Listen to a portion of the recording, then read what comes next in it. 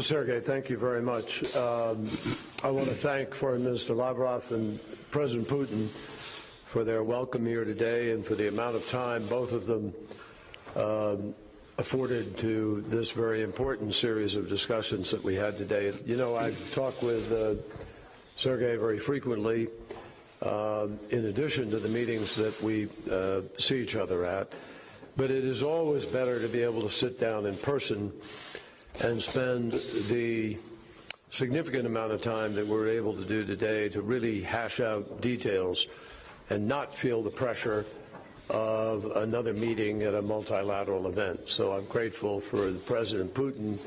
Particularly, I think we spent more than 3.5 hours discussing a number of different topics, as well as some critical issues that President Obama wanted me to raise with him.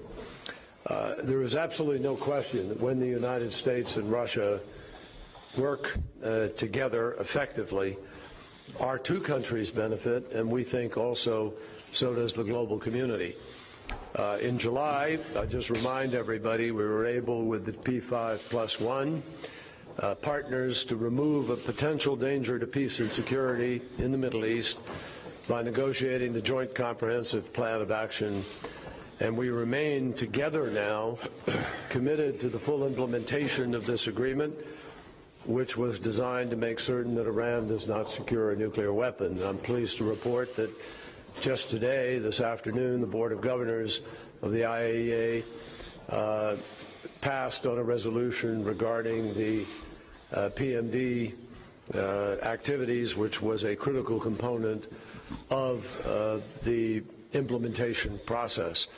So despite our country's differences, we demonstrated that when the United States and Russia pull together in the same direction, progress can be made. And as Sergei said today, our meetings focused principally on Syria, on counterterrorism, and on Ukraine.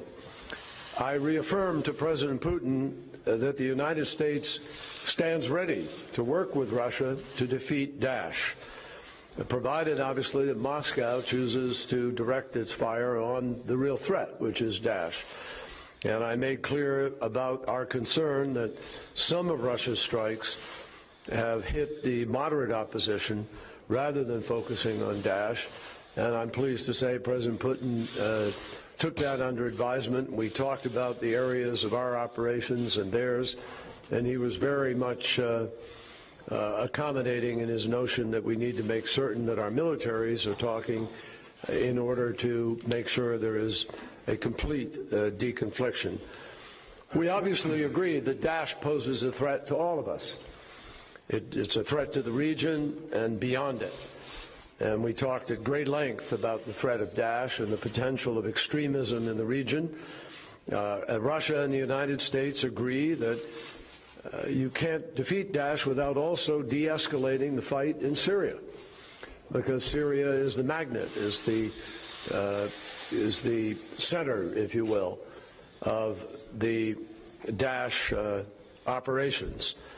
And we also absolutely agree that dealing with both Daesh and Syria is going to require a political process. Not a political process for Daesh, but a political process for Syria so that we can better focus our efforts against Daesh. And so in accordance with the Geneva Communique of 2012 and under the UN auspices, we discussed today in great detail the need to accelerate the effort in order to proceed under the UN to that political process.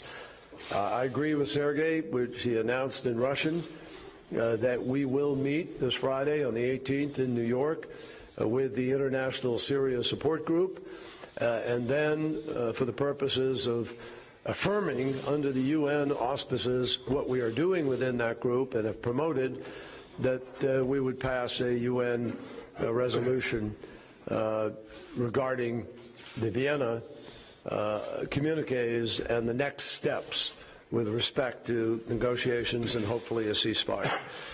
As I emphasized today, the United States and our partners are not seeking so-called regime change as it is known in Syria.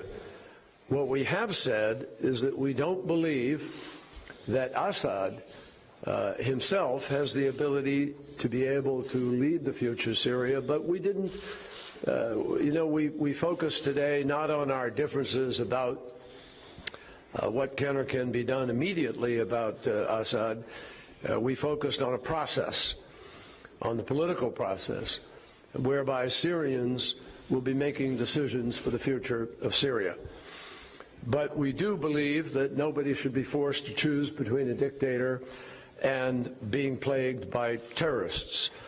Our challenge remains creating the conditions on which an alternative can emerge.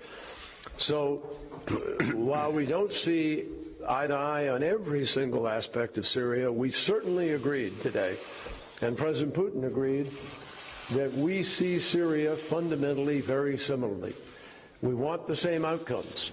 We see the same dangers. We understand the same challenges. And we all believe that a united, non-sectarian Syria represents the future. And we also agree that it is a future without Daesh. And we're committed to try to continue to destroy Daesh.